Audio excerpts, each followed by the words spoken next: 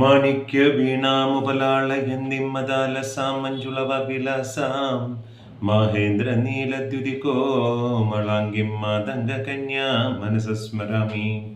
ചതുർഭുജേ ചന്ദ്രകലാവതംസേ കുജോന്നതേ കുങ്കുമരാഗശോണേ പുണ്ട്രേഷു പാശാങ്കുശപുഷ്പബാണഹസ്തേ നമസ്തേ ജഗദേകമാതാ മാതാ മരതകശ്യാമാ മാതംഗേ മതശാലിനി കുര്യാത് കടാക്ഷം കല്യാണി കദംബവനവാസിനി. ജയ മാതംഗതനയേ ജയ നീലോൽപലദ്യുതേ ജയ സംഗീതരസികേ ജയ ലീലാശുഖപ്രിയേ. അപ്പോൾ ഇനി നമുക്ക് യജ്ഞം തുടങ്ങാൻ വളരെ കുറച്ച് ദിവസങ്ങളേ ഉള്ളൂ. നമുക്ക് ശ്യാമളാ ദണ്ഡകം ജപിച്ച് നമുക്ക് ഇന്നത്തെ സത്സംഗം ആരംഭിക്കാം. ജയ ജനനീ സുധാ സമുദ്രാന്തരുദ്യന്മണിദ്യൂപസംരൂഢ ബിൽവാടവേ മധ്യകൽപദ്രുമാകൽപകാദംബകാന്താരവാസപ്രിയേ കൃതിവാസപ്രിയേ സർവലോകപ്രിയേ സദരാരബ്ധ സംഗീത സംഭാവന സംഭ്രമാലോലനീഭസ്രഗാബദ്ധചൂളിസനാധത്രികേ സാനുമത്പുത്രികേ ശേഖരീഭൂതശീതാംശുരേഖാമയൂഘാവलीबद्धसुस्निग्धनीलाळकश्रेणि शृङ्गारिदे लोकसम्भाविदे कामलीलाधनुसन्निभभ्रूलदा पुष्पसन्दोहसन्देहगृल्लोचने वाक्सुधासेचने चारुगोरोचनाभङ्गगे लीललामाभिरामे सुरामे रमे प्रोलसद्वालिका मौक्तिकश्रेणिका चंद्रिका मंडलोद्भासि लावण्यगण्डस्थलन्यस्तकस्तूरिका पत्ररेखा समुद्भूत सौरभ्य संभ्रांत भृंगांगना गीत संद्री भवन मंत्र तंत्रीस्वरे सुस्वरे भास्वरे वल्लकी वादन प्रक्रिया लोलताली दलाबद्ध शुद्ध ताडंग भूषा विशेषान्विते शुद्ध ताडंग भूषा विशेषान्विते सिद्ध सम्मानिते दिव्यहालामदद्वेल हेलाल सच्चक्षुरान्दोलन श्री समाक्षिप्त कर्णैकनीलोत्पले श्यामले पूरिताशेष लोकाभिवाञ्छा भले निर्मले श्रीभले स्वेदबिन्दूल सल्भाललावण्य निश्यन्द सन्दोह सन्देह गृल्लोचने वाक्सुधासेचने चारुगोरोचनम् ओम दिव्यहालामदद्वेल हेलाल सच्चक्षुरान्दोलन श्री समाक्षिप्त कर्णैक नीलोत्पले श्यामले पूरिताशेषलोकाभिवाञ्छा भले निर्मले श्रीभले स्वेद बिन्दूल सल्भाललावण्य निश्यन्द सन्दोह सन्देह गृन्नासिका मुक्तिके सर्वमन्त्रात्मिके कालिके मुग्धमन्दस्मितोदार भक्तस्फुरत्पूगताम्बूलखण्डोत्करे ज्ञानमुद्राकरे सर्वसम्पत्करे पद्मभासत्करे श्रीकरे कुन्दपुष्पद्युति स्निग्धदन्दावली निर्मलालोलकल्लोल सम्मेलन सुमेरशोणाधरे चारुवीणाधरे पक्वबिम्बाधरे सुललित नवयौवनारम्भचन्द्रोदयद्वेल लावण्य दुग्धर्णवाविर्भवत्कम्बुबिम्बोकभृत्कन्धरे सत्कला मन्दिरे मन्धरे दिव्यरत्नप्रभाबन्धुरच्छन्नहारादिभूषा समुद्योतमानावनवद्याङ्गे शुभे शुभे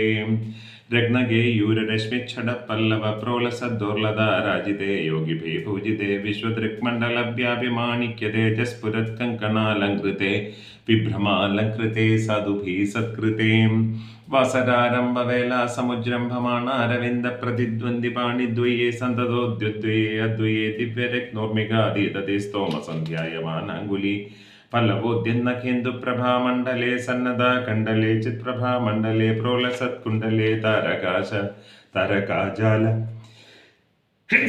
नीकाशहार वलिस्मेरचारुस्तना भोगभारा नमन्मध्यवल्ली वलिच्छेदबीजी समुल्लास सन्दर्शिताकार सौन्दर्यरत्नाकरे वल्लगी भृत्करे किङ्कर श्रीकरे हेमकुम्भोपमा उत्तुङ्गवक्षोजभारावनम्रत्रिलोकावनं रेलसत्वृत्तगम्भीरनाभिस्तरस्थिरशैवालशङ्काकरश्यामा रोमावलीभूषणे मञ्जुसम्भाषणे चारुशिञ्जत्करे सूत्रनिर्भत्सितानङ्गलीला धनुषिञ्जिनीडम्बरे दिव्यरत्नाम्बरे पद्मरागोलसन्मेखला भास्वरश्रोणिशोभाजिता स्वर्णभूभृत्तले चन्द्रिका शीतले विकसित नवकिंशुगादम्रदिव्यांशु गच्छन्न चारूरशोभापरा भूतसिन्दूरशोणायमानेन्द्रमादङ्ग ഹസ്താർഗളെ വൈഭവാനർഗളെ ശ്യാമളേ കോമള സ്നിഗ്ധ നീലോൽപലാദിതാനംഗ തൂണീര ശങ്കാകരോദാരജംഘാലതേ ചാരുലീലാഗതേ നമ്രദിക്പാല സീമന്തിനി കുന്തള സ്നിഗ്ധ നീലപ്രഭാപുഞ്ച സഞ്ജാത ദുർവാങ്കുരാശങ്കസാരംഗ സംയോഗരിം ഖന്നഖേന്ദുജ്വലേ പ്രോജ്വലേ നിർമ്മലേ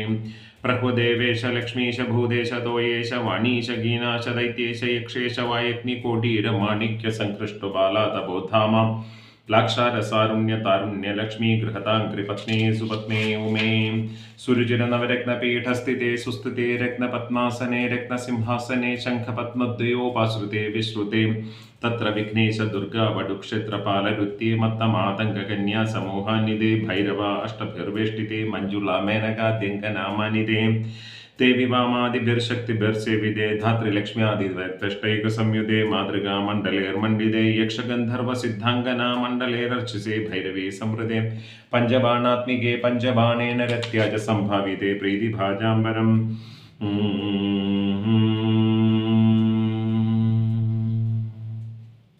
देवी वामादिभिर्शक्तिभिर्देविदे धातृलक्ष्म्यादिशतष्टैकसंयुते मातृकामण्डलेर्मण्डिते यक्षगन्धर्वसिद्धाङ्गनामण्डलेरर्चिते भैरवी संवृते पञ्चबाणात्मिके पञ्चबाणेन रत्याच सम्भाविते प्रीतिभाजां वसन्तेन जानन्दिते भक्तिभाजाम्बरं श्रेयसे कल्पसे योगिनां मानसे द्योतसे छन्दसा मोजसे भ्राजसे गीतविद्या विनोदादि तृष्णेन कृष्णेन सम्पूज्यसे भक्तिमच्छेदसा वेदसस्तूयसे विश्वहृदयेन वाद्येन विद्याधरेर्गीयसे श्रवणहरण दक्षिणक्वणया वीणया किन्नरेर्गीयसे यक्षगन्धर्वसिद्धाङ्गना मण्डलेरर्चसे सर्वसौभाग्यवाज्या वधूभिर्वधूभिः सुराणां समाराध्यसे सर्वविद्याविशेषात्मकं चाडुगाधा समुच्चरणं कण्डमूलोल सद्वर्णराजित्रयं कोमलं श्यामलोदारवक्षद्वयं तुण्डशोभादिभूरिभत् किं शुगं तं शुगं लालयन्ति परिक्रीडसे पाणिपद्मद्वयोमक्षमालामपि स्फाटिकिं ज्ञानसारात्मकं पुस्तकं चापरेणाङ्कुशं पाशमाविभ्रति येन सञ्चिन्त्यसे चेतसा तस्य वक्त्रान्तरात् गद्यपद्यात्मिका भारती निःसरेत् येन वा यावगाभृतिर्भावसे तस्य वश्यं भवन्ति स्त्रियः पुरुष येन वा शातकुम्पद्युतिर्भावसे सोऽपि लक्ष्मीसहस्रैः परिक्रीडते किं न सिद्ध्यद्वपु श्यामलं कोमलं चन्द्रचूडानिदं तावकं ध्यायेत तस्य लीलासरोवरो वारिधिं तस्य केळीवनं नन्दनं तस्य भद्रासनं भूतलं तस्य गिर्देवदा किङ्गरी तस्य आज्ञागरी श्रीस्वयं सर्वतीर्थात्मिके सर्वमन्त्रात्मिके सर्वतन्त्रात्मिके सर्वयन्त्रात्मिके सर्वचक्रात्मिके सर्वशक्त्यात्मिके सर्वपीठात्मिके सर्वतत्त्वात्मिके सर्वविद्यात्मिके सर्वयोगात्मिके सर्वनादात्मिके सर्ववर्णात्मिके सर्वशब्दात्मिके सर्वविश्वात्मिके सर्वदीक्षात्मिके सर्वसर्वात्मिके सर्वगे सर्वरूपे जगन्मातृके पाहि मां देवी तुभ्यं नमो देवी तुभ्यं नमो देवी तुभ्यं नमः।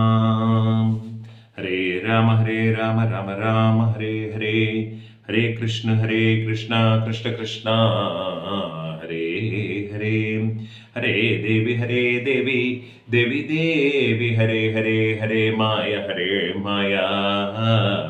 माया हरे हरे അൻപത്തൊന്നക്ഷരാളി കരുതതല്ലതേ വേദമാകുന്ന ശാഖി കൊമ്പത്തൻ പൊടുവുക്കും കുസുമതതിയിലെന്തുന്ന പൂന്തേൻ കുഴമ്പേ ചെമ്പൽ താർബാണരംഭ പ്രശമന സുഹൃതോപാത്ത ലക്ഷ്മി സമ്പത്തേ കുമ്പിടുന്നേൻ കഴലിണവലയാദീശ്വരീ വിശ്വനാഥേ ഓം ഗം ഗണപതയേ നമ ഓം ഗം ഗണപതയേ നമ ഓം ഗം ഗണപതയേ നമ ഓം ഗം ഗണപതയേ നമ ഓം ഗം ഗണപതയേ നമ ഓം ഗം ഗണപതയേ നമ ഓം ഗം ഗണപതയേ നമ ഓം ഗം ഗണപതയേ നമ ഓം ഗം ഗണപതയേ നമ ഓം ഗം ഗണപതയേ നമ ഓം ഗം ഗണപതയേ നമ ഓം ഗം ഗണപതയേ നമ ഓം ഗം ഗണപതയേ നമ ഓം ഗം ഗണപതയേ നമ. അപ്പോൾ നമ്മൾ കഴിഞ്ഞ ദിവസം നമ്മൾ വാസ്തുവിനെ കുറിച്ചുള്ള ചോദ്യങ്ങൾ അതിനുള്ള ഉത്തരങ്ങളൊക്കെ ആയിട്ട് നമ്മൾ മുന്നോട്ട് പോകുമ്പോൾ അതിന് മുന്നിൽ നമ്മൾ പറഞ്ഞു വന്നിരുന്നത് ശ്രീമദ് ദേവി ഭാഗവത നവാഹ യജ്ഞങ്ങൾ എങ്ങനെ നടത്തണം എന്നുള്ളതാണ്. അല്ലേ? ഞാൻ പറയുന്നത് പോലെ ഇതിന് നമ്മൾ മറ്റാരെയും ആശ്രയിക്കേണ്ട. ദേവി ഭാഗവതത്തിൽ തന്നെ ഇതിനകത്തുള്ള വഴികൾ പറയുന്നുണ്ട്. നമ്മൾ കഴിഞ്ഞ പ്രാവശ്യം ആചാര്യ ലക്ഷണം ശ്രോതാവിൻ്റെ ലക്ഷണം എന്നുള്ളതൊക്കെ നമ്മൾ പറഞ്ഞതാണ്. അപ്പോൾ അത് പറഞ്ഞു കഴിഞ്ഞപ്പോഴേക്കും ഇനി അടുത്ത് നമ്മൾ പറയുന്നത് ശ്രോതാവായിക്കോട്ടെ യജമാനനായിക്കോട്ടെ മുഹൂർത്തനാൾക്ക് മുമ്പായി വക്താവും ശ്രോത്യസംഘവും ക്ഷൗരാധികം ചെയ്തിട്ട് തിട്ടമാക്കണം പരിപാടികൾ. സാധാരണ യജ്ഞം തുടങ്ങിക്കഴിഞ്ഞ് കഴിഞ്ഞാൽ സാധാരണ നമ്മൾ ബിയേർഡ് ട്രിം ചെയ്യുക, ഷേവ് ചെയ്യുക തുടങ്ങിയിട്ടുള്ള അങ്ങനെയുള്ള യാതൊന്നും ഇല്ലേ നമ്മൾ ചെയ്യാറില്ല. Just live as it is. കാരണം ഭക്തിയാണ് മുഖ്യം അല്ലേ. അപ്പോൾ അതൊക്കെ എന്തെങ്കിലുമൊക്കെ അതൊക്കെ ചെയ്യണമെന്നുണ്ടെങ്കിൽ, അങ്ങനെ ശരീരം ഒരു ശ്രീകോവിലാണ്, അതിനൊരു മിനുക്ക് പണികളൊക്കെ വേണമെന്നുണ്ടെങ്കിൽ അതൊക്കെ അതിന് മുന്നിലായിക്കോളാം. ശൗചവും കുളിയും സന്ധ്യാതർപ്പണാദികളൊക്കെയും ചുരുക്കി ചെയ്യണം നിത്യം അരുണോദയവേളകൾ. എല്ലാ തർപ്പണാദികളും ഇല്ലേ എന്തായി വേണം? ശൗചവും കുളിയും സന്ധ്യാതർപ്പണങ്ങളും ഒക്കെ നമ്മൾ വെളുപ്പാൻ രാവിലെ അരുണോദയത്തിൻ്റെ സമയത്ത് തന്നെ നമ്മൾ കഴിഞ്ഞിരിക്കണം. അർഹത്വം കഥ കേൾക്കാനായി നേടാൻ ഗോദാനവും തഥാ വിഘ്നങ്ങളെല്ലാം പോക്കാനായി ചെയ്യുക വിഘ്നേശ ഹോമവും.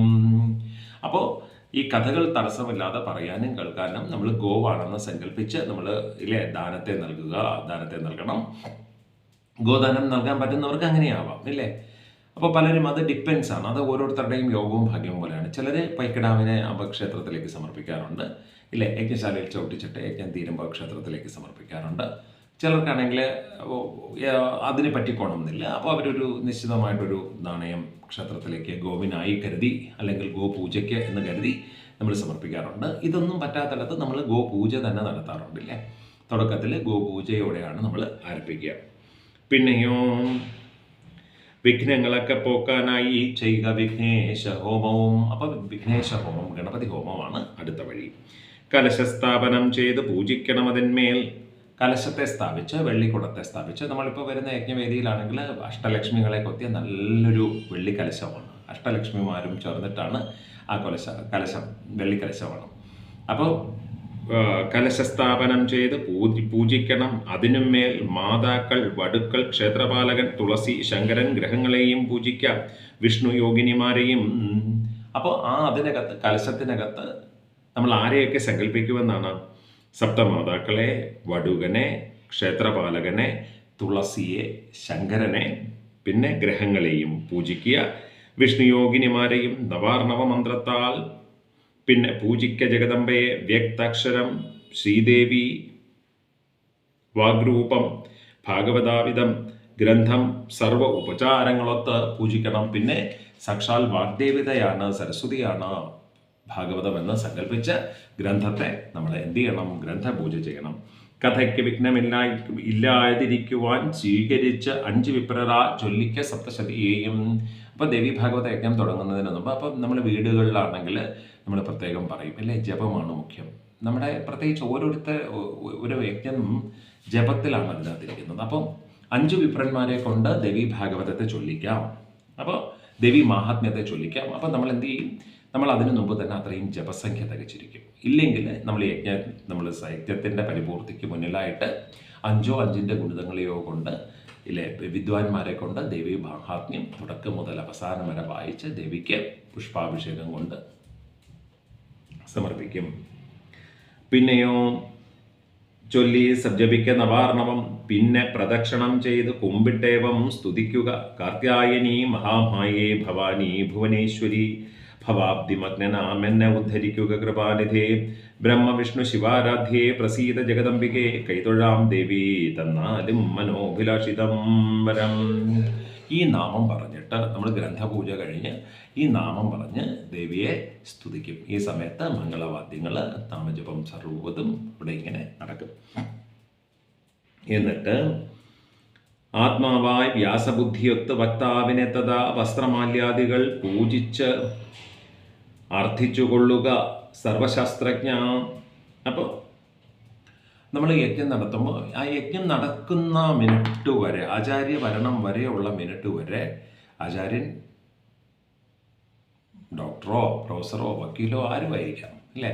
പക്ഷെ യജ്ഞത്തിൻ്റെ ധർമ്മം സ്വീകരിച്ച് യജ്ഞത്തിൻ്റെ ദീക്ഷ ധരിച്ചാൽ, മുദ്ര ധരിച്ചാൽ അല്ലേ, ചിലർ പവിത്രമായിരിക്കും, ചിലർ പൂണൂലായിരിക്കും, എന്താണെങ്കിലും യജ്ഞദീക്ഷ ധരിച്ചു കഴിഞ്ഞാൽ പിന്നെ ആചാര്യൻ വേദവ്യാസ സ്വരൂപമാണ് എന്നാണ്. അപ്പോൾ എന്നിട്ട് എന്താണ് പ്രാർത്ഥിക്കുന്നത്? സർവശാസ്ത്രേതിഹാസജ്ഞ വ്യാസരൂപ തൊഴുന്നു ഞാൻ, കഥയാം വെണ്ണിലാവെന്നുൾ തമസ്സിലകറ്റണേ. തന്മുമ്പിൽ വച്ചൊമ്പതു നാളേക്കും ചുട്ടകൾ വയ്ക്കുക. പിന്നെ വിപ്രരെ ആദ്യം ഇരുത്തിയിട്ട് പിന്നെ സ്വയം ഇരിക്കുക. ഗൃഹം, പുത്രൻ, ഭാര്യ എന്നീ ചിന്ത വിട്ട് ഏകചിത്തനായി ചതുർവർഗപ്രാപ്തിക്കായി പിന്നീട് കഥ കേൾക്കുക. പിന്നെ സൂര്യോദയം തൊട്ടങ്ങസ്തമിക്കും വരെ 2 നാഴിക മധ്യാഹ്നം വിട്ട് വായിക്കണം ബുധൻ. സൂര്യോദയം എപ്പോഴാണെന്ന് നമ്മൾ നോക്കും. സാധാരണ ഒരു 6:20, 6:25 സൂര്യോദയം തൊട്ട് വായിച്ചു തുടങ്ങി സൂര്യാസ്തമയം 6:35, ഇപ്പോൾ 6:30, 35 ആയിരിക്കും സൂര്യാസ്തമയം വരെയും നമ്മൾ വായിക്കും. മധ്യാഹ്നത്തിൽ 48 മിനിറ്റ്. ആ മധ്യാഹ്നത്തിലെ 48 മിനിറ്റ് എന്ന് പറയുന്നത് വീട്ടിൽ ചെന്നിരിക്കാനുള്ള സമയമല്ല. ദേവി ഭാഗവതം, ദേവി മഹാത്മ്യം, നാരായണീയം തുടങ്ങിയ ഗ്രന്ഥങ്ങളുടെ പാരായണ സമയമാണ്. അതാണ് അതിൻ്റെ വ്യത്യാസം. പിന്നീട് മലമൂത്ര ജയത്തിനായി ലഘുഭുക്തി നടത്തണം. 24 മണിക്കൂറും കഴിക്കുക എന്നുള്ള ചിന്ത ഈ 9 ദിവസം വിട്ട് ലഘുവായ ആഹാരങ്ങളെ കഴിക്കാൻ ശീലിക്കണം. കഥാർത്ഥിക്ക് ഒറ്റ നേരം താൻ ഹവിസ്സുണ്ണുന്നത് ഉത്തമം. ഒറ്റ നേരം ആഹാരം കഴിച്ചു കഴിഞ്ഞാൽ വളരെ ഉത്തമം, ഇല്ലേ? അഥവാ പഴമോ പാലോ നെയ്യോ മാത്രം കഴിച്ചുമാം മിടുക്കുള്ള വിധം ചെയ്യുക. കഥാവിക്രംബരാവിധം. ഈ കൂടുതൽ വെള്ളം കുടിക്കുക, കൂടുതൽ ആഹാരം കഴിക്കുകയൊക്കെ ചെയ്തു കഴിഞ്ഞാൽ നമ്മുടെ ഉപാസനയ്ക്ക് തടസ്സം ഉണ്ടാവും. ബാത്റൂമിൽ എഴുന്നേറ്റ് പോകണം തോന്നും, നമുക്ക് ഉറങ്ങണം തോന്നും, മയങ്ങണം തോന്നും, ഇല്ലേ? അങ്ങനെയൊക്കെ നമുക്ക് തോന്നും. അപ്പം എല്ലാം മിതമായിട്ട് ചെയ്യുമ്പോൾ അതിന് ഒരു ഐശ്വര്യമുണ്ടാവും. പിന്നെ കഥാശ്രവണനിഷ്ഠർക്ക് വേണ്ടും നീതിയുമോതുവൻ. ബ്രഹ്മവിഷ്ണു മഹേശന്മാർ തമ്മിൽ ഭേദങ്ങൾ കാണുവോർ ദേവീഭക്തി എഴാതുള്ളോർ ദുഷ്ടർപ്പാഖണ്ഡർ ഹിംസകർ വിപ്രദ്രോഹികൾ നാസ്തികന്മാരും യോഗ്യരല്ലിതൻ. ദേവബ്രഹ്മസ്വങ്ങളും പരതാരങ്ങൾ വിത്തവും കക്കാൻ തൽപരരായിട്ടുള്ളവർ പിന്നെ കഥ കേൾക്കാൻ അർഹന്താൻ. നേരെ ഓതണം, ബ്രഹ്മചര്യം വേണം, മണ്ണിൽ കിടക്കണം. പ്രസംഗമെന്നു തീർന്നാൽ ഇലയിൽ ഉണ്ണണം. നിരോധനം, ബ്രഹ്മചര്യം വേണം, മണ്ണിൽ കിടക്കണം. കഥാപ്രസംഗമെന്നു തീർന്നാൽ ഇലയിൽ ഉണ്ണണം. അപ്പോൾ അവിടെയാണ് അടുത്ത ചിട്ട പറയുന്നത്. കഴിയുമെങ്കിൽ എന്നല്ല, ദേവി ഭാഗവതം കയ്യിലെടുത്ത് കഴിഞ്ഞാൽ പിന്നെ സത്യമേ പറയാവൂ. വാക്സ്വരൂപമാണ് ഭഗവതി. പിന്നെ രണ്ടാമത് പറയുന്നു ബ്രഹ്മചര്യം വേണം. ആ സമയത്ത് ആ 9 ദിവസവും 9 ദിവസമല്ല, ഉത്തമനായ ആചാര്യൻ 41 ദിവസത്തെ ബ്രഹ്മചര്യം കൊണ്ടാണ് ഭഗവതിയെ ഉപാസിക്കുക. ആ 9 ദിവസവും പൂർണ്ണമായ ബ്രഹ്മചര്യം, മറ്റ് ചിന്തകളൊന്നുമില്ലാതെ, ഇല്ലേ? ബ്രഹ്മചര്യത്തെ പിന്നെ സമ്പൂർണ്ണ പരിത്യാഗിയായിട്ട് മണ്ണിൽ കിടക്കാൻ പറ്റിയാൽ അങ്ങനെ, ഇല്ലേ? പിന്നെയോ കഥാപ്രസംഗം മണ്ണിന് തീർന്നാൽ ഇലയിലുണ്ണണം. ഏതെങ്കിലും ഒരു നേരം ആഹാരം കഴിക്കുന്നുണ്ടെങ്കിൽ ആഹാരം കഴിക്കാനായിട്ട് ഇലയിൽ ഉണ്ണണം. താന്നിക്ക വഴുതനങ്ങായും വെന്തുകരിഞ്ഞതും വർജിക്കണം. പഴം ചോറും പരിപ്പും തേനും എണ്ണയും ഉള്ളി 2 വെൺകടല കുമ്പളം വിരിഞ്ഞ ഭവദോഷമറും ചോറും തീട്ടാർന്നോർ കണ്ടൊരെണ്ണവും കിഴങ്ങും കായവും വർജിച്ച് സ്ത്രീയിറച്ചിമേലും വർജിക്കണം. കാമലോഭാമാനദംഭാതിയും മതിപതിതൻ ജാതി മര്യാദ വിട്ടോൺ ചണ്ടാളൻ അന്ത്യജൻ തീണ്ടാർന്നോൾ ബ്രാഹ്മണദ്രോഹി ഇവരോടുരിയാടല. നിന്ദിക്കലോ മഹാന്മാരെ മന്നരെ ദൈവങ്ങളെ ദൈവഭക്തി ഭക്തരെയും വേദവിപ്രനാരിമാരെയും. നേരം വണക്കവും ശൗചം ദേയവും മിതവാക്യവും ഉദരചിത്തവും വേണം. കഥാവ്രതമെടുക്കുകയിൽ കോഷ്ടം ക്ഷയം പാണ്ട് തൊട്ട രോഗമുള്ളൊരപുത്രൻ ദരിദ്രൻ ദുർഭകൻ പാപി ഇവർക്കും ഇത് നന്മയാം. ഒറ്റ പെറ്റോൾ മച്ചി ചത്ത കുഞ്ഞിനെ പെറുവോൾ തഥാ ഗർഭം ശ്രീപ്പോൾ ഏവർക്കും കേൾക്കാം ഈ പുണ്യകഥ. അതായത് സാധാരണ നമ്മൾ വളരെ ചിട്ടയൊപ്പിച്ച് നമ്മൾ യജ്ഞം ചെയ്യുന്ന സമയത്ത് നമ്മൾ പറയും വഴുതനങ്ങ നമ്മൾ സാധാരണ രീതിയിൽ യജ്ഞത്തിന് പ്രസാദമായിട്ട് വയ്ക്കുന്ന രീതിയിൽ. ഇപ്പം കഥ പറയുന്നവർക്കോ വ്യാസതുല്യനായിട്ടാണല്ലോ ആചാര്യ സങ്കല്പം, അല്ലേ? കഥ പറയുന്നവർക്കോ വഴുതനങ്ങ ചേർത്ത ആഹാരം. അതുപോലെ തന്നെ പഴഞ്ചോറ്, പരിപ്പെന്ന് പറയുന്നത് നമ്മൾ ദാലെന്ന് പറയുന്ന പരിപ്പ്. കാരണം അത് ആസിഡിറ്റി ഉണ്ടാക്കുക എന്നുള്ളത് കൊണ്ടായിരിക്കണം, അത് വായനയെയോ കഥ പറച്ചിലിനെയോ തടസ്സപ്പെടുത്തുക എന്നുള്ളത് കൊണ്ടായിരിക്കണം അത്. പിന്നെ ഭാവദോഷം എഴുന്ന കുമ്പളം, അതുപോലെ കുമ്പളം ചേർന്ന ആഹാരം, കുമ്പളം ചേർന്ന കറികൾ ആഹാരം. അതുപോലെ തന്നെ തീണ്ടാർന്നിരിക്കും അശുദ്ധിയുള്ള, എന്താ പറയുന്നത്, ശാരീരിക അശുദ്ധിയോടുകൂടിയ അവസ്ഥയിൽ വൃത്തിഹീനമായി പാചകം ചെയ്യുന്ന ആഹാരം, ഇതൊക്കെ വർജിക്കണമെന്ന് പറയുന്നു. പിന്നെ നവയജ്ഞങ്ങൾക്ക് സമാനങ്ങളാണീ 9 നാളുകളും അപ്പപ്പോൾ ചെയ്യും ജപം ഹോമം ദാനവും വൻഫലം തരും.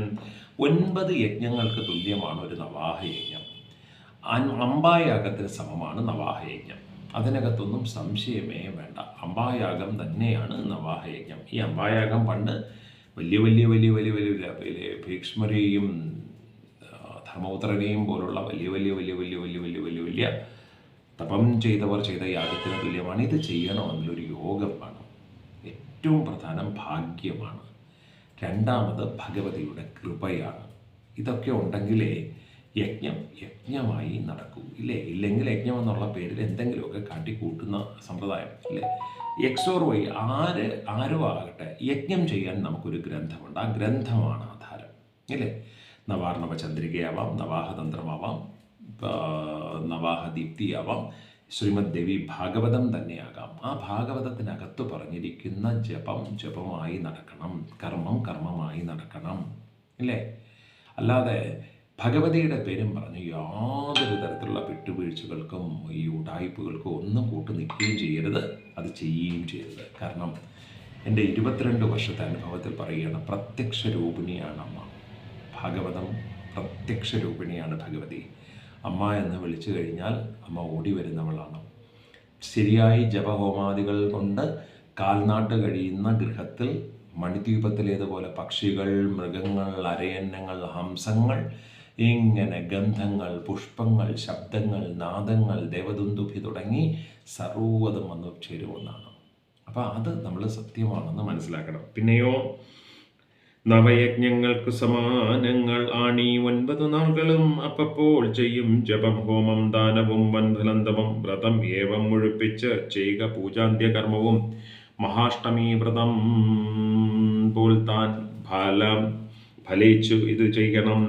നിഷ്കാമരായോർ കേട്ടാൽ താൻ ശുദ്ധരായി മുക്തരായിടും ഭോഗമോക്ഷത യദ്ദേവി ഏവം ഭഗവതി പ്രധാം. അപ്പോൾ ആചാര്യവരണം എന്ന് പറയുന്ന സങ്കല്പം എന്താണെന്ന് കമൻറ്റ് കാണുന്നു. ആചാര്യവരണം എന്ന് പറഞ്ഞു കഴിഞ്ഞാൽ അതുവരെ ആ യജ്ഞവേദിയിലേക്ക് വരുന്നത് വരെ നമ്മുടെ ശരീരം ഡോക്ടറെന്നോ പ്രൊഫസറെന്നോ വക്കീലെന്നോ ഒക്കെ പറഞ്ഞിരുന്ന ശരീരം യജ്ഞവേദിയിലേക്ക് കാലെടുത്ത് വയ്ക്കുന്നതോടുകൂടി, യജ്ഞം ചെയ്യുക എന്ന ധർമ്മത്തോടുകൂടി ആചാര്യൻ്റെ കാല് കഴുകി, ഇല്ലേ, വസ്ത്രവും ദക്ഷിണയും സമർപ്പിച്ച്, ദേവി ഭാഗവത യജ്ഞമാണെങ്കിൽ പുഷ്പമാല്യങ്ങൾ ഏതുമാവാം, അല്ലേ? ഭഗവതിക്ക് പ്രിയപ്പെട്ട ചുവന്ന മാല്യങ്ങളാവാം. പുഷ്പമാല്യങ്ങൾ ഭഗവാനെ, ആചാര്യനെ ചാർത്തി വേദവ്യാസ സ്വരൂപമാണെന്ന് സങ്കല്പിച്ച് നമസ്കരിച്ചു കഴിഞ്ഞാൽ പിന്നെ അവിടെ ഡോക്ടറുമില്ല, പ്രൊഫസറുമില്ല, വക്കീലുമില്ല. അവിടെ പിന്നെ വ്യാസസ്വരൂപനായിരിക്കുന്ന ആചാര്യൻ മാത്രമാണ്, ഇല്ലേ? ആചാര്യനും മറ്റ് പൗരാണികരുമാണ് അവിടെ ഉള്ളത്, ഇല്ലേ?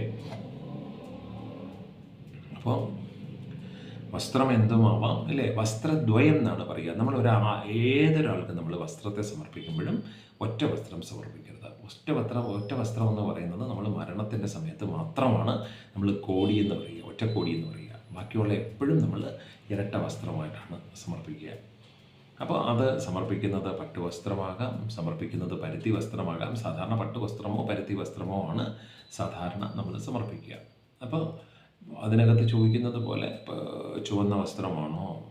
ചുവന്ന വസ്ത്രമാകാം, പട്ടുവസ്ത്രമാകാം, പരുത്തി വസ്ത്രമാകാം. ഇതൊക്കെ സങ്കല്പങ്ങളാണ് ഏറ്റവും വലുത്. നമ്മൾ എന്ത് സമർപ്പിക്കുന്നു എന്നുള്ളതല്ല, എങ്ങനെ സമർപ്പിക്കുന്നു എന്നുള്ളതാണ് ഏറ്റവും പ്രധാനം.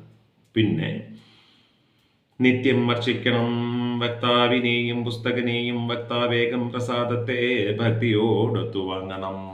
നിത്യവും, അത് ഞാൻ നേരത്തെ പറഞ്ഞതുപോലെ ആചാര്യ രൂപം എന്ന് പറയുന്നത് നമ്മൾ യജ്ഞം നമ്മൾ തീരുമാനിച്ച് കഴിഞ്ഞാൽ പിന്നെ ആചാര്യ സ്വരൂപം എന്ന് പറയുന്നത് വ്യാസസങ്കല്പത്തിലാണ്. അപ്പോൾ ആചാര്യനെ നമസ്കരിക്കുന്നത് നമസ്കാരം ആചാര്യൻ്റെ ശരീരത്തിനല്ല, ആചാര്യൻ്റെ ബോധത്തിനുമല്ല, മറിച്ച് കയ്യിലിരിക്കുന്ന ഭാഗവതത്തിനാണ്. അതുകൊണ്ട് ആ നമസ്കാരത്തിന് നമുക്കൊരു ഈഗോ എന്നും വേണ്ട. നമുക്കും ഒരു 10-25 വർഷം മുമ്പ് എനിക്കും തോന്നിയിരുന്നു. കാരണം എൻ്റെ ആശ്രമത്തിൽ എൻ്റെ സീനിയറായിട്ട് വരുന്ന, ഗുരുസ്ഥാനീയനായിട്ട് വന്നതൊരു കുഞ്ഞു പയ്യനായിരുന്നു. ഒരു 9 വയസ്സേ അന്ന് വരുള്ളൂ, കർണാടക ഷിമോഗയിൽ നിന്ന്. അപ്പോൾ നമ്മൾ അവനെ നമസ്കരിക്കണമെന്ന് പറയുമ്പോൾ അന്ന് വളരെ ചെറിയ പ്രായം, 10-20 വയസ്സുള്ള നമ്മൾ ആ 9 വയസ്സുകാരൻ ബാലനെ നമസ്കരിക്കണമെന്ന് പറയുമ്പോൾ നമ്മുടെ ഈഗോയ്ക്ക് ഭയങ്കര വിഷയമായിരുന്നു അല്ലേ.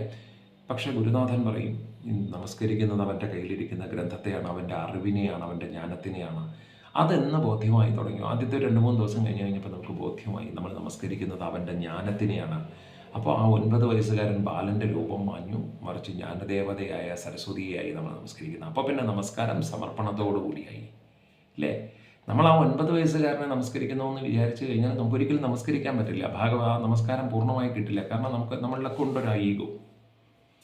നമസ്കരിക്കുന്നത് സാക്ഷാൽ വിദ്യാദേവതയായ സരസ്വതിയാണെന്ന് സങ്കല്പിച്ചാൽ നമുക്കൊരു ബുദ്ധിമുട്ടുമില്ല. നമസ്കരിക്കണം, നിത്യമർച്ചിക്കണം വക്താവിനെയും പുസ്തകത്തെയും, വക്താവേഗം പ്രസാദത്തെ ഭക്തിയോടൊത്തു വാങ്ങണം. ഗ്രന്ഥപൂജ കഴിഞ്ഞാൽ ആചാര്യനിൽ നിന്ന് പ്രസാദത്തെ സ്വീകരിക്കാൻ ശ്രമിക്കണം. അവിടെ ഞാൻ പറഞ്ഞതുപോലെ ആചാര്യൻ X or Y or Z ഇല്ലേ, whoever may be is not a concern at all. ആചാര്യൻ ഈസ് എ പൊസിഷൻ. ആചാര്യൻ എന്ന് പറയുന്നത് ഇറ്റ്സ് എ പ്രൊമിനൻ്റ് പൊസിഷൻ. അപ്പോൾ വന്ന് വാങ്ങണം, പ്രസാദത്തെ ഭക്തിയോടൊത്ത് വാങ്ങണം. നിത്യം സുവാസിനികളെ കുമാരികളെയും തഥാ ഊട്ടി പൂജിക്കണം. അപ്പോൾ സുവാസിനി പൂജ ചെയ്യണം അല്ലേ. പിന്നെ കുമാരി പൂജ ചെയ്യണം. പിന്നെയോ തഥാ ഊട്ടി പൂജിക്കണം. വിപ്രരെയും സിദ്ധി വരുത്തുവാൻ നാമം ജപിക്കുന്നവരെ അതിന് പ്രത്യേക ക്രമം പറഞ്ഞിട്ടുണ്ട്. ഓരോ ദിവസം ഓരോരോ നക്ഷത്രക്കാർക്കെന്ന് പറഞ്ഞിട്ട് ക്രമം പറഞ്ഞിട്ടുണ്ട്. അത് ആചാര്യന്മാർക്കറിയാം. ആചാര്യന്മാർ ആ ക്രമത്തിൽ അവരെയും പൂജിക്കും. ഗായത്രീ നാമസഹസ്രം അഥവാ വിഷ്ണുവിൻ്റെയോ ജപിക്കണം. സർവദോഷ ശാന്തിക്കായി തൽ സമാപ്തിയിൽ ലളിത വിഷ്ണു സഹസ്രനാമമോ ഗായത്രി സഹസ്രനാമമോ ചൊല്ലണം. സമാപ്തിയിൽ ആര് ജപിക്കലോർത്താലും തപോ യജ്ഞാദിയിലുമേ പൂർണ്ണത്വമുണ്ടായി വരും. ആ വിഷ്ണുവിനെയും സ്തുതിക്കണം. ഹോമം സപ്തശതി മന്ത്രം കൊണ്ട് ചെയ്യുക സമാപ്തി നാൾ. അവസാനത്തെ ദിവസം സപ്തശതി മന്ത്രം കൊണ്ട് ഹോമത്തെ സമർപ്പിക്കുക. ഇത് നമ്മൾ അങ്ങനെ ആരോടും പറയില്ല. കാരണം അപ്പോഴത്തെ ലക്ഷണം അനുസരിച്ചിട്ടാണ് അവസാനത്തെ ദിവസത്തെ ഈ ഹോമത്തെ തീരുമാനിക്കുന്നത്. ഗണപതി ഹോമം കഴിയുമ്പോൾ ലക്ഷണങ്ങൾ നോക്കും. ദുർഗാ സപ്തശതിക്ക് ഇല്ലേ ഒരു ലഘു ചണ്ഡിക ഹോമത്തിനുള്ള സാധ്യതയുണ്ടോ? അത് നമ്മൾ പറയാറില്ല, ഒരിടത്തും പറയാറില്ല. കാരണം എല്ലായിടവും അത് നടക്കണമെന്നില്ല. അത് ഭഗവതിയുടെ ഇച്ഛയാണ്. നടന്നാൽ നടന്നു. അത് ക്ഷേത്രത്തിലും അതെ, ഷടാധാര പ്രതിഷ്ഠയിലല്ലാത്ത വീട്ടിലും നമ്മൾ നടത്തുമ്പോൾ അങ്ങനെയാണ് ഇല്ലേ. പിന്നെ ഹോമം സപ്തശതി മന്ത്രം കൊണ്ടു ചെയ്യുക സമാപ്തി നാൾ. നൈപായസാൽ ദേവി മാഹാത്മ്യ മൂലം നവാക്ഷരം കൊണ്ടുമാം ഹോമം. 700 ഉരുള കൊണ്ട് നമ്മൾ വർക്കല മഹാചണ്ഡിക ഹോമം കണ്ടവർക്കറിയാം. 700 ഉരുള കൊണ്ട് ശ്രീമദ് ദേവി മാഹാത്മ്യം വായിച്ച് സമർപ്പിക്കുന്ന ഒരു സമ്പ്രദായമാണ് ഇല്ലേ. അപ്പോൾ അങ്ങനെയും ചെയ്യണം. ദേവി മഹാത്മവാക്ഷരം കൊണ്ടുമാം ഹോമമെന്നല്ലതു ഗായത്രി കൊണ്ടുമാം. ഗായത്രി മയമായി ചെയ്യൂ, ഗായത്രി മയമായി ചൊല്ലു. ദേവി ഭാഗവതത്തിനെ വക്താവിൻ ഉൾപ്രീതി ചേർക്ക. വസ്ത്രഭൂഷണാദികളാൽ വക്താവ് തോഷിച്ചാൽ എല്ലാ ദേവന്മാരും പ്രസന്നരാം. വിപ്രർക്കുമേകണം തുഷ്ടി ദക്ഷിണാഭോജനാദിയാൽ മന്നിൽ ദേവോപമരമൽപ്പിച്ചതീ ഫലം. അവസാനത്തെ ദിവസം വക്താവിന് വസ്ത്രഭൂഷണാദികളാൽ നമസ്കരിക്കണം. അത് നമസ്കാരം വക്താവിനല്ല, ശ്രീരാജരാജേശ്വരിക്കാണ് അല്ലേ. ഹോമത്തിൻ്റെ 9ാമത്തെ 4ാമത്തെ ദിവസം കഴിയുമ്പോൾ തന്നെ ആചാര്യ പദവിയിലിരിക്കുന്ന എക്സോറിയോറിസഡ് അവർ സ്വയം ശരീരം മുഴുവൻ ദേവചൈതന്യത്തെ ഉൾക്കൊണ്ട് ദേവതാരൂപത്തിലായി മാറും ഇല്ലേ. അതൊക്കെ ഓരോരുത്തരുടെ ജപബലം പോലെയും അത് ഓരോരുത്തരുടെ തപോബലം പോലെയും ഒക്കെയാണ് വരുന്നത്. കുമാരിമാർ തൊട്ടോം ദേവാദോഷിച്ചതിൽ കുമാരിമാർ തൊട്ടോരെയും ദേവി ഭക്തിയോടൂട്ടണം. ദാനവും നൽകി അർത്ഥിക്കും കാമാത്മസിദ്ധിക്കും സാദരം. അവസാനത്തെ ദിവസം നാമം ജപിക്കുന്നവർക്ക് പ്രത്യേകം ഭോജനത്തെ അറേഞ്ച് ചെയ്യണം. പിന്നെ അവസാനത്തെ ദിവസം കുമാരിമാർക്ക് ദക്ഷിണാദികൾ കൊടുത്ത് നമ്മൾ കുപ്പിവള, പൊട്ട്, വസ്ത്രം തുടങ്ങിയിട്ടുള്ള ദക്ഷിണാദികൾ കൊടുത്ത് കുമാരിമാരെ സന്തോഷിപ്പിക്കണം. കരക്കും പൈക്കളും സ്വർണവും ഹയവും ഭൂമിയും തഥാ മറ്റു ദാനങ്ങളിലും ഉണ്ടാം എന്ന് അക്ഷയമാം ഫലം. അപ്പോൾ നമ്മൾ ആചാര്യ ദക്ഷിണ കൊടുക്കുന്ന സമയത്ത് കറക്കുന്ന പൈക, സ്വർണം, ഹയം, ഭൂമി, തഥ എന്നിവ എന്തും യഥായോഗ്യം നമുക്ക് ഇതായി നൽകാം. അത് മണിദ്വീപത്തിലെ ഭഗവതിക്ക് സമർപ്പിക്കുന്നു എന്നാണ് സങ്കല്പം, ഇല്ലേ? അല്ലാതെ ഇതൊക്കെ സമ്പൂർണ്ണ യജ്ഞലക്ഷണങ്ങളൊത്ത്, ഇല്ലേ? ഇതിൻ്റെ പേരിൽ കച്ചവടം നടത്തുന്നവർക്കുടെ കാര്യങ്ങളല്ല ഞാൻ ഈ പറയുന്നത്, ഇല്ലേ? അങ്ങനെ ഇവിടെ നമ്മുടെ ഇന്ത്യയിൽ ആരും ഇല്ല, അതൊക്കെ അങ്ങ് ആഫ്രിക്കയിലേ ഉള്ളൂ, എങ്കിലും എന്ന് പറഞ്ഞതാണ്. പിന്നെ വടിവത്തരക്ഷരത്തോടും എഴുതിത്തീർത്ത പുസ്തകം പൂമ്പട്ടണിഞ്ഞ പൊന്നിൻ പീഠത്തിൽ വെച്ചതു സാദരം. അഷ്ടമിക്കോ നവമിയായിട്ടോ ഭക്താവിനേകുകിൽ സൗഖ്യങ്ങളെല്ലാം ഇങ്ങ് ആണ്ട് ദുർലഭം മോക്ഷമാർന്നിടും. വടിവത്തരക്ഷരത്തോടും എഴുതിത്തീർത്ത പുസ്തകം പൂമ്പട്ടണിഞ്ഞ പൊൻപീഠത്തിൽ വച്ചത് സാദരം. അഷ്ടമിക്കോ നവമിക്കായിട്ടോ ഭക്താവിനേകുകിൽ സൗഖ്യങ്ങളെല്ലാം ഇങ്ങാണ്ട് ദുർലഭം.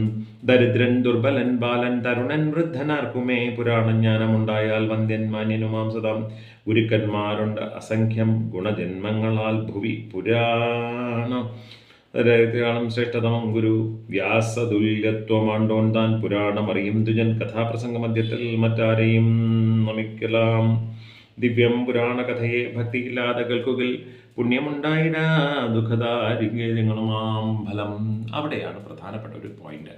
ദേവി ഭാഗവതം പറയുമ്പോൾ ഭക്തിയോടെ വേണം. മറ്റ് ചിന്തകളിൽ അവിടെ അപ്പുറത്തെ ചിന്ത, ഇപ്പുറത്തെ ചിന്ത, വീട്ടിലെ ചിന്ത, മൊബൈൽ ഫോണിലെ ഇൻസ്റ്റ അപ്ഡേറ്റ്, വാട്സപ്പ് അപ്ഡേറ്റ്, ഇതൊന്നിനുമല്ലല്ലോ. 9 ദിവസം പുണ്യമായിട്ട് സാക്ഷാൽ നമ്മുടെ വീടിനെ മണിദ്വീപമാക്കി തീർക്കാനാണ് യജ്ഞങ്ങൾ. ആ മണിദ്വീപമാക്കി തീർക്കാനുള്ള സാഹചര്യം മറ്റുള്ളവരും കൂടി, യജ്ഞത്തിലിരിക്കുന്നവരും കൂടി ചെയ്തു കൊടുക്കണം. പൂവും താമ്പൂലവും മറ്റും കൊണ്ട് ഭഗവതിക്ക് അർച്ചനം ചെയ്യാതെ കേൾക്കുന്നവർ നൂനം ദാരിദ്ര്യം താൻ. അതുകൊണ്ടാണ് ഗ്രന്ഥപൂജ എപ്പോഴും യജ്ഞവേദിയിൽ വന്നാലും യജ്ഞവേദിയിൽ ഈ ഭാഗം ഒന്ന് വായിച്ചു നോക്കൂ, അല്ലേ? ഞാനൊന്നും ഭാഗവതത്തിലില്ലാത്തത് പറയുന്നത്. പൂവും താമ്പൂലവും മറ്റും കൊണ്ട് ഭാഗവതാർച്ചനം ചെയ്യാതെ കേൾക്കുന്നവർ, അതായത് തമാശയ്ക്ക് വന്ന് കയറി 10 മിനിറ്റ് ഇരുന്ന് ചുറ്റും നോക്കി വായും നോക്കി ഇരുന്ന് എന്തെങ്കിലും കേട്ടിട്ട് പോകുന്നവർക്ക്, ഇല്ലേ, അത് അത്ര നല്ലതല്ല. അപ്പോൾ യജ്ഞവേദിയിൽ വന്നു കഴിഞ്ഞാൽ ചിട്ടപ്രകാരം യജ്ഞവേദിയിൽ കയറി വരുന്നിടത്ത് ഒന്നുകിൽ അക്ഷതം വച്ചിട്ടുണ്ടാകും, ഇല്ലെങ്കിൽ പൂവ് വച്ചിട്ടുണ്ടാകും, ഇല്ലേ? പൂവോ അക്ഷതമോ എടുത്ത് മുന്നിൽ ഒരു ഗണപതി ഭഗവാനെ പ്രതിഷ്ഠിച്ചിട്ടുണ്ടാകും. ഗണപതി ഭഗവാന്റെ പാദത്തിൽ സമർപ്പിക്കണം. തൊട്ടടുത്ത് വടക്ക് കിഴക്കേ കോണിൽ ഭഗവതിയുടെ വാസസ്ഥാനമായ കോണിൽ ശ്രീപാർവതിമാരെ സങ്കല്പിച്ച് ദീപം തെളിയിച്ചിട്ടുണ്ടാകും. അവിടെയും നമസ്കരിച്ചു വന്ന് ഭക്തിയോടെ വന്ന് വേദിയിൽ വന്ന് കഥകൾ ശ്രവിക്കണം. പിന്നെയോ തുങ്കാസനത്തിൽ ദമ്പത്തോടിരുന്ന് കഥ കേൾക്കുകിൽ ഘോരമാം നരകം. അതായത് തുങ്കാസനത്തിൽ എനിക്കിതൊന്നും ഇവിടെ ഇരിക്കുന്ന ദേവിയായാലും കൊള്ളാം, മഹാദേവിയായാലും കൊള്ളാം എന്നുള്ള അഹങ്കാരത്തിൽ തുങ്കാസനത്തിലിരുന്ന് തോന്നിയതുപോലെ ഇങ്ങനെ ഭരിച്ചിരുന്ന്, ഇല്ലേ, തലമുടി പിച്ചി ചീന്തി വലിച്ചിട്ട്, ഇല്ലേ, അങ്ങനെ അംഗവിക്ഷേപങ്ങളോടുകൂടി ഇരിക്കുന്നത് നല്ലതല്ല. ആഠ്യാസനത്തിലും വീരാസനത്തിലും ഇരുന്ന് താൻ കഥകൾ ഓർ നീർമരുതിന്മരമായി. ആഠ്യാസനത്തിലും വീരാസനത്തിലും, ആഠ്യാസനം എന്ന് പറഞ്ഞു കഴിഞ്ഞാൽ കാലിൻ്റെ പുറത്ത് കാലും കയറ്റി വെച്ച് മഹാലക്ഷ്മിക്ക് മുകളിൽ മഹാലക്ഷ്മിയുടെ അമ്മയായിട്ട് വേദിയിലിരുന്ന് അഹങ്കാരത്തോടുകൂടി ചാടുവചനം പറഞ്ഞു കഴിഞ്ഞാൽ ആവശ്യമില്ലാത്ത കാര്യങ്ങൾ, ഇല്ലേ, അപ്പുറത്തെ സുഭദ്രയുടെ കോടി പ്രസവിച്ചു, ഇപ്പുറത്തെ മന്ദാകിനി കുഞ്ഞമ്മേരെ പൂച്ച പ്രസവിച്ചു, ഇതൊക്കെ പറഞ്ഞിരിക്കാനുള്ളതല്ല. അങ്ങനെയൊക്കെ ഈ ആഠ്യാസനത്തിലിരുന്ന് വീരാസനത്തിലും ഇരുന്ന് കഥ കേട്ടാൽ നീർമരുതിൻ്റെ മരമായി ജനിക്കാൻ വളരെ എളുപ്പമാണ്. ഏതോ ഒരു പുണ്യം കൊണ്ട് ഭഗവതി മണിദ്വീപം വർണ്ണിക്കുന്ന സ്ഥലത്ത് എത്തിച്ചു. പക്ഷെ അവിടെ ഇരുന്നു അഹങ്കാരവും മായയുമാണ്. ഭഗവതി പറയും ചെന്ന് നീർമരുതായി ജനിക്കൂ. കഥ വേണ്ട ആസനങ്ങൾ പറയുന്നവർ ഇങ്ങോ കഴുതയായി തീർന്നിടും, പിന്നെ ഒന്നായി പിറന്നിടും. പുരാണജ്ഞരെയും പാപം പോക്കും കഥയും തഥാ നിന്നിപ്പോർ 100 ജന്മങ്ങൾ പട്ടിയായി പിറന്നിടും. ഞാൻ പറഞ്ഞില്ലേ, എപ്പോഴും ഞാൻ പറയുന്ന പോലെ ആചാര്യൻ എന്ന് പറയുന്നത് നിങ്ങൾ ആ ശരീരത്തെയും ബോധത്തെയും വിട്ടേക്കൂ. ഏത് ആരും ആയിക്കോട്ടെ, ഇല്ലേ, അയാളുടെ ശരീരം, പ്രായം, അയാളുടെ ചിന്തകളൊക്കെ വിട്ടേക്കൂ. ആചാര്യ സങ്കല്പം തന്നെ വേറൊന്നാണ്. വ്യാസതുല്യനായിരിക്കണം ആചാര്യൻ എന്നാണ്, ഇല്ലേ? അപ്പം ഇവിടെ പറയുന്നത് നോക്കൂ. പുരാണജ്ഞരെ പാപം പോക്കും കഥയും തഥാ നിന്നിപ്പോർ. ആചാര്യനാവാം, യജ്ഞം നടത്തുന്നവരെ കുറിച്ചാവാം, ഇല്ലേ, ആ യജ്ഞം നടത്തുന്നവരെ കുറിച്ച് നമുക്ക് പറയണമെന്നൊക്കെ പലതും തോന്നും. അയ്യോ എന്തിനാ ഈ പൈസ കളയുന്നത്, അയ്യോ ഈ പൈസ പാവപ്പെട്ടവർക്ക് കൊടുത്തൂടെ, അയ്യോ ഈ പൈസ കൊണ്ടുവരുമോ. ആവശ്യമില്ലാത്ത ഒന്നും പറഞ്ഞ് പാപങ്ങൾ വാങ്ങിച്ചു വയ്ക്കരുത്. ഞാൻ പറയുന്നതല്ല, ദേവി ഭാഗവതത്തിലില്ലേ ഇല്ലേ എല്ലാ ദാനധർമാദികളും ചെയ്ത് മനുഷ്യജന്മത്തിൻ്റെ ഒരു തലത്തിലെത്തുമ്പോഴേ ഒരാൾക്ക് നവാഹം ചെയ്യാൻ പറ്റൂ. നവാഹം ചെയ്യാൻ ഒരാൾക്ക് ഒരു വീട്ടിൽ പറ്റുന്നു എങ്കിൽ വിധിപ്രകാരം, കച്ചവടമല്ല ഞാൻ പറയുന്നത്, എന്തോ എവിടെയോ പോയി കക്കട് പോക്കടു അതല്ല ഞാൻ ഈ പറയുന്നത്. വിധിപ്രകാരം പറയുന്ന കണക്കൊപ്പിച്ച് തച്ചാശാരിയും മൂത്താശാരിയും സ്വർണ്ണപ്പണിക്കാരനും ഉൾപ്പെടെ ആരാരൊക്കെയാണ് വരുന്നത്, മരയാശാരി ഇല്ലേ, കല്ലിൻ്റെ ആശാരി, അത് കഴിഞ്ഞാൽ പന്തലിൻ്റെ ആൾ, സ്വർണ്ണപ്പണിയുടെ ആൾ, എത്ര പേര് വന്ന് ലക്ഷണം കൊണ്ട് നോക്കിയിട്ടാണ് നമ്മൾ ഓരോന്നോ ചെയ്യുന്നത്. അതിന് ഒരു മഹാഭാഗ്യം വേണം ഇല്ലേ. അല്ലാതെ നമ്മൾ അവരെ നമുക്ക് ഒരു കോമൺ ടെൻഡൻസി ഉണ്ട്, അയ്യോ ഈ പണമൊക്കെ പാവങ്ങൾക്ക് കൊടുത്തിരുന്നെങ്കിൽ എന്തോ ഒരു കാര്യം നടന്നേനെ, കൊടുക്കാത്ത എന്തായിരുന്നു, കയ്യിലുള്ള എന്തെങ്കിലും കൊടുക്കാത്ത എന്തായിരുന്നു ഇല്ലേ. അപ്പോൾ നമ്മുടെ അവിടെ അല്ലാതെ, അയ്യോ നമ്മുടെ അതൊക്കെ നാട്ടിലെ എല്ലാവരും കൊടുക്കും, കയ്യിലില്ലെങ്കിലും കൊടുക്കും. ഞാൻ ഈ ചോദിക്കുന്നത് ഉഗാണ്ടയിലെ അമ്മമാരടുത്താണ് ഇല്ലേ. അപ്പോൾ അങ്ങനെ പറയരുത്. വക്താവിന് ഇനി പുരാണജ്ഞരെ പാപം പോക്കും കഥയും തഥാ നിന്ദിപ്പോർ 100 ജന്മങ്ങൾ പട്ടിയായി ജനിച്ചിടും. വക്താവിനു സമാനം താൻ ഇരുന്ന് കഥകൾക്ക് ഓർ ഗുരുപത്നിയെന്നുള്ള പാപം തന്നെ ഭുജിച്ചിടും. വക്താവിനു സമാനം താൻ ഇരുന്ന കഥകൾക്ക് ഓർ ഗുരുപത്നിയെന്നുള്ള പാപം തന്നെ ഭുജിച്ചിടും. ഒരു കാരണവശാലും എത്ര സൗഹൃദത്തിൻ്റെ പുറത്താണെങ്കിലും എത്ര സ്വാതന്ത്ര്യത്തിൻ്റെ പുറത്താണെങ്കിലും അതായത് ഞാൻ ഈ പറയുന്നത് ഞാൻ ജനറിക്കായിട്ട് പറയുന്നതാണ്. ജനറിക്കായിട്ട് പറയുന്നതെന്ന് പറഞ്ഞാൽ ഭാഗവതം പഠിപ്പിക്കുന്നത് പറയാണ്, ആചാര്യ പീഠത്തിലിരുന്ന് കഥ കേൾക്കരുത് ഇല്ലേ. അത് ഞങ്ങളൊക്കെ ആശ്രമത്തിലൊക്കെ പഠിക്കുന്ന സമയത്ത് എപ്പോഴും ഗുരു പറയും ഇല്ലേ, നമുക്ക് അടുത്ത് നിൽക്കുമ്പോൾ നമുക്ക് അടുപ്പം കൊണ്ട് നമുക്ക് ചിലപ്പോൾ വലിപ്പം കാണാതെ പോകും. എൻ്റെ ഗുരു എപ്പോഴും പറയും, സീനിയേഴ്സ് ചേട്ടന്മാർ നമ്മളോട് ഒരുപാട് സ്വാതന്ത്ര്യം കാണിക്കുമ്പോൾ ഗുരു പറയും, ഈ അടുത്ത് നിൽക്കുമ്പോൾ അടുപ്പം കൊണ്ട് വലിപ്പം കാണാതെ പോകരുത് എന്ന് പറയും. അത് വലിയൊരു താക്കീതാണ് ഇല്ലേ. നമുക്ക് എല്ലാവർക്കും പറ്റും. എൻ്റെ ഗുരുക്കന്മാരോട് എനിക്കും പലപ്പോഴും പറ്റിയിട്ടുണ്ട്. അവർ നമുക്ക് തരുന്ന സ്വാതന്ത്ര്യം, നമുക്ക് തരുന്ന സ്നേഹമൊക്കെ കാണുമ്പോൾ നമുക്ക് അവരുടെ വലിപ്പം നമ്മൾ മറന്നു പോകും. അത് പറ്റാതിരിക്കാനാണ് ദേവി ഭാഗവതം ഇവിടെ ഓർമ്മിപ്പിക്കുന്നത് ഇല്ലേ. വക്താവിനു സമാനം താൻ ഇരുന്നു കഥകൾക്ക് ഓർ. ഇതുപോലെ ഒരു സമാനമായ ഒരു കഥ നമ്മുടെ ശങ്കൂട്ടൻ പരമേശ്വർജിയെ കണ്ടപ്പോൾ ഇപ്പോൾ എഴുതിയിരുന്നത് എവിടെയോ ഞാൻ വായിച്ചു. അതായത് ഒരു FB പോസ്റ്റിൽ എന്തോ ഞാൻ വായിച്ചു. ഇത് ആശ്രമത്തിലെ ആചാര്യന്മാർ എപ്പോഴും പറയും, നമ്മുടെ സീനിയേഴ്സ് ചേട്ടന്മാർ, നമ്മുടെ ഗുരുക്കന്മാർ ഒക്കെ നമ്മളോട് മക്കളെപ്പോലെ സ്നേഹം കാണിക്കും. ആ സ്നേഹം കാണിക്കുമ്പോൾ നമുക്ക് തോന്നും നമുക്ക് എന്തും പറയാം, എന്തും കാണിക്കാം, എന്തും ചെയ്യാം എന്നൊക്കെ നമുക്ക് തോന്നും അല്ലേ. അടുപ്പം കൂടുമ്പോൾ നമ്മൾ അവരുടെ വലിപ്പം കുറച്ച് കാണാൻ ശ്രമിക്കരുത് എന്നാണ്. എനിക്കൊക്കെ ഗുരുക്കന്മാരുടെ നിന്ന് എത്ര ചെവിക്ക് പിടി കിട്ടിയിരിക്കണോ. കുഞ്ഞു പ്രായത്തിലാണ്, ഇപ്പോഴൊന്നും അല്ല കേട്ടോ, ഇപ്പോഴൊക്കെ ആ ബോധം നല്ലവണ്ണം ഉണ്ടല്ലേ. കാരണം നമ്മുടെ മുന്നിലിരിക്കുന്ന ആരാണെന്ന് നമുക്ക് അറിഞ്ഞുകൂടാ. ഒരു യജ്ഞവേദിയിൽ ഒരു തിരുമേനി കയറി വരുമ്പോൾ ഇദ്ദേഹം വരുന്നത് ഭഗവതിയുടെ രൂപത്തിലാണ്, ഭഗവതി ഇദ്ദേഹത്തിൻ്റെ രൂപത്തിലാണോ വരുന്നത്? ഒരു കുഞ്ഞു കയറി വരുമ്പോൾ ഇത് ഭഗവതിയാണോ? കാരണം യജ്ഞവേദിയിൽ 9 നാളിനിടയിൽ ഒരു ദിവസം ഭഗവതി ഉണ്ടാവും. ഒരു ദിവസം എന്നല്ല, എല്ലാ നാളിലും ഉണ്ടാവും, ഒരു ദിവസം പ്രത്യക്ഷത്തിലും ഉണ്ടാവും. അപ്പോൾ നമുക്ക് അറിയാൻ വയ്യ, വരുന്നവരൊക്കെ ഭഗവതിയുടെ തുല്യരാണ്, വരുന്നവരൊക്കെ ഈശ്വര തുല്യരാണ്. അതാണ് അതിൻ്റെ വിശേഷം അല്ലേ. അതാണ് അതിൻ്റെ ഒരു പ്രത്യേകത എന്ന് പറയുന്നത്. അപ്പോൾ അങ്ങനെ നമ്മൾ പറയണം, കുമ്പിട്ടിരുന്ന് കേൾക്കുന്നോർ വിഷവൃക്ഷങ്ങളായി വരും, കിടന്ന് കേൾക്കുന്നോർ തീരും പെരുമ്പാമ്പുകളായുമേ. ഇനി ചിലർക്കുണ്ട് ഭാഗവതം കുമ്പിട്ടിരുന്ന് കേൾക്കും, കസേരയുടെ മോളിൽ കൂടെ തലയിട്ട് ഇങ്ങനെ കുനിഞ്ഞു കിടക്കും. നമ്മളിങ്ങനെ കുടക്കമ്പി പോലെ കുനിഞ്ഞു കിടക്കും. അതേ പറയുന്നു, കുമ്പിട്ടിരുന്ന് കേൾക്കുന്നോർ വിഷവൃക്ഷങ്ങളായിടും. ഏതോ പുണ്യം കൊണ്ടാണ് അകത്ത് കയറാൻ ഭഗവതി അനുവദിച്ചത്. ഭഗവതി അകത്ത് കയറാൻ സമ്മതിക്കുന്ന എന്താണ്? എങ്ങനെയെങ്കിലും നീതിയിൽ നിന്ന് രക്ഷപ്പെട്ടു പോകും, ഈ പാപക്കടലിൽ നിന്ന് ഒന്ന് രക്ഷപ്പെട്ടു പോകുമെന്ന് പറഞ്ഞാണ് ഭഗവതി അകത്ത് കയറ്റുന്നത്. അപ്പോൾ പിന്നെ ഭഗവതിയെ കൂടെ എടുത്ത് മറിക്കുന്ന അതാ ഞാൻ നോക്കുന്നത് കണ്ണാടിയാണ്. ഈ കണ്ണാടിയുടെ ഓട്ടം കൊണ്ട് ഒരു നിവർത്തിയുമില്ല. ഇതിനെ വല്ല ഓട്ട മത്സരത്തിന് വായിച്ചിരുന്നെങ്കിൽ എപ്പോഴേ ശരി. അപ്പോൾ കാണുന്നില്ല, എവിടെയോ കോളേജിൽ എൻ്റെ കൂടെ വന്നിട്ടുണ്ടാവും. അപ്പോൾ നമ്മൾ പറയുന്നത്, അപ്പോൾ കുമ്പിട്ടിരുന്ന് കഥ കേൾക്കരുത്, കിടന്ന് കേൾക്കുന്നോർ പെരുമ്പാമ്പുമായിടും. ഉച്ചയ്ക്ക് ഊണ് കഴിയുമ്പോൾ പിന്നെ അങ്ങ് ശയനമാണ്, അനന്ത ശയനത്തിൽ കാണും ഇല്ലേ. പുരാണം ഒരു നാൾ പോലും കേട്ടിടാതിരിക്കുവോർ ഘോര ദുർനരകം തെന്നോ പിറക്കും കാട്ടുപന്നിയായി കഥ കേട്ടു രസിക്കാത്തോ വിഘ്നം ചെയ്യുന്ന മൂർഖരും കൊട്യലബ്ധം നരകം തിന്ന് തീരും പന്നിയായുമേ. പീഠം, പാത്രം, ഫലം, ദ്രവ്യം, വിരിപ്പ്, ഉടുവസ്ത്രവും പുരാണജ്ഞന് നൽകുന്നവോർ വിഷ്ണുവിൻ പദമാർന്നിടും. അത് ഈ ഭാഗവതത്തിൻ്റെ ധർമ്മങ്ങളിൽ പറയുന്നതാണ്. പീഠം, പാത്രം, ഫലം, ദ്രവ്യം, വിരിപ്പ്, ഇണവസ്ത്രം എന്നിവ ചേർത്ത് ദാനത്തെ നൽകുന്നോൻ ഇല്ലേ, ദക്ഷിണ നൽകുന്നവർ എന്ത് ചെയ്യുന്നു? വിഷ്ണുവിൻ പദമാർന്നിടും.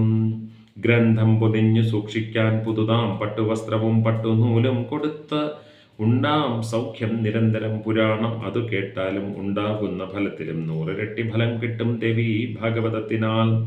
ആറേതിലും വച്ചു ഗംഗ ശങ്കരൻ ദൈവതങ്ങളിൽ രാമായണം കാവ്യകോടിയിങ്കൽ സൂര്യൻ ഗ്രഹങ്ങളിൽ ധനങ്ങളിൽ കീർത്തി ആഹ്ലാദങ്ങൾക്കിടയിൽ ശശി ക്ഷമയുള്ളോർ കഴിൽ ഭൂമി ഗാംഭീര്യത്തിൽ ഗലാഴിയും മന്ത്രത്തിൽ വച്ചു ഗായത്രി പുണ്യങ്ങളിൽ ഹരിസ്മൃതി ഏവം ദേവി ഭാഗവതം പുരാണങ്ങളിൽ ഉത്തമം. ആറേതിലും വച്ച് ഗംഗ, പുണ്യമായ ഗംഗയേക്കാൾ പുണ്യമുള്ളത്. ഈശ്വരന്മാരിൽ ശങ്കരൻ മഹാദേവനേക്കാളും മഹത്വമാർന്നത്. കാവ്യകോടികളിൽ രാമായണം, രാമായണത്തെക്കാൾ പുണ്യമാർന്നത്. സൂര്യൻ ഗ്രഹങ്ങളിൽ സൂര്യനേക്കാൾ ശോഭയൊത്തത്. ധനങ്ങളിൽ കീർത്തി, ധനത്തിൽ സർവ ഐശ്വര്യത്തിലും കീർത്തി, യശസ്. ആഹ്ലാദങ്ങൾക്കിടയിൽ ശശി ക്ഷമയുള്ളോർ, ആഹ്ലാദകങ്ങൾക്കിടയിൽ ശശി, ക്ഷമയിൽ ഭൂമി, ഗാംഭീര്യത്തിൽ ആഴി, മന്ത്രങ്ങളിൽ വച്ച് ഗായത്രി, പുണ്യങ്ങളിൽ ഹരിസ്മൃതി ഏവം ദേവി ഭാഗവതം. ഇതിനേക്കാളൊക്കെ ഉപരിയാണ് ഏവം ദേവി ഭാഗവതം പുരാണങ്ങളിൽ ഉത്തമം. വല്ലമട്ടും നവാഹം കൊണ്ട് ഇത് കേൾക്കാൻ കഴിഞ്ഞെങ്കിൽ അതിൻ ഫലം ചൊല്ലാൻ ജീവൻ മുക്തനവൻ സദാ. ഏതെങ്കിലും പുണ്യത്തെ കൊണ്ട് ഈ നവാഹത്തെ അറിയാൻ കഴിഞ്ഞാൽ അവൻ ജീവൻ മുക്തനായി ഭവിക്കുന്നു. രാജഭീ ശത്രുഭീ ഭൂകമ്പാദി രാഷ്ട്രഭംഗവും ദുർഭിക്ഷയും തടുക്കാൻ ഈ പുരാണം ശ്രവിക്കണം. രാജഭീതി, ശത്രുഭീതി, ഭൂകമ്പാദി, രാഷ്ട്രഭംഗം, ദുർഭിക്ഷ തടുക്കാൻ ഈ പുരാണത്തെ ശ്രവിക്കണം. ഭൂത പ്രേതാദിഭി പോക്കാൻ, ശത്രുരാജ്യം പിടിക്കുവാൻ, പുത്രലാഭത്തിനും ദേവി പുരാണം കേൾക്ക. വിപ്രഭേ അല്ലേ, അവിടെ വിപ്രഭേ എന്ന് പടഭേദം. ഈ പുരാണത്തിലോ പാതിശ്ലോകമോ ശ്ലോകപാദമോ പഠിച്ചാലും കേൾക്കുകിലും ശ്രേഷ്ഠ സദ്ഗതി നേരിടാം. സ്വയം ശ്രീദേവി താൻ മുമ്പേ വ്യക്തമാക്കിയൊരിരടി ശിഷ്യ പ്രശിഷ്യ വഴിയായി വിപുലീകൃതമായതാം ഗായത്രിയിൻ മേധയില്ല തപസ്സോ ധർമ്മമോ തഥാ മന്ത്രമോ ദൈവമില്ലന്യം. ഗായത്രിക്കു സമാനമായി ഗായത്രി എന്ന പേരുണ്ടായി. ത്രാണനഹേതുവായി ആ ദേവി പുരാണത്തിൽ സഹരസ്യം ലസികയായി. ഗായത്രി മന്ത്രമാണ് ഈ പുരാണസാരമെന്ന് പറയുന്നതാണ് ആ ഭാഗം. പുരാണമെല്ലാം ഉത്കൃഷ്ടമെന്നാൽ ഇത് കാരണം ദേവി ഭാഗവതത്തിൻ്റെ ഷോഡാംശത്തെ ഒത്തിട. ശ്രീനാരായണനായ ധർമ്മതനയൻ സധർമ്മമോതുന്നതായി ദേവീ ഗീത ഹിമാചലത്തോട് ജഗന്മാതാവുതാൻ ചൊന്നതായി. ഗായത്രി വിധിയുള്ളതാ അഥ മണിദ്വീപത്തെ വർണ്ണിപ്പതാം ശ്രീ ഭാഗവതാഭിധം വിമല ഈ ഗ്രന്ഥം ദ്വിജന്തൻ ധനം. അതിനാൽ അന്യമിപ്പാരില്ലതിനു സമാനമായി. അതുകൊണ്ട് ഈ പുരാണത്തെ സദാ സെവിക്ക വിപ്രരെ. ആർത്തൻ പ്രഭാവം അഖിലം വിധി വിഷ്ണു രുദ്രന്മാർക്കും സഹസ്രന്മാർക്കും അറിഞ്ഞുകൂടാ. അംശാംശന്മാർക്കും അവരുവന്തിഹ പിന്നെ അന്യരർപ്പിക്ക കൂപ്പ്. അകര ജഗദംബയ്ക്കായി ആർത്തൻ്റെ താരടിയണിപ്പൊടി കൊണ്ട് വിശ്വം സൃഷ്ടിപ്പതാവിരി. ഭരിപ്പത് വിഷ്ണുദേവൻ രുദ്രൻ ഹരിപ്പതൻ നിഷ്കൃതന്യേ അർപ്പിക്ക കൂപ്പുകൈ കരം ജഗദംബയ്ക്കായി. സുധാകൂപാരത്തിൽ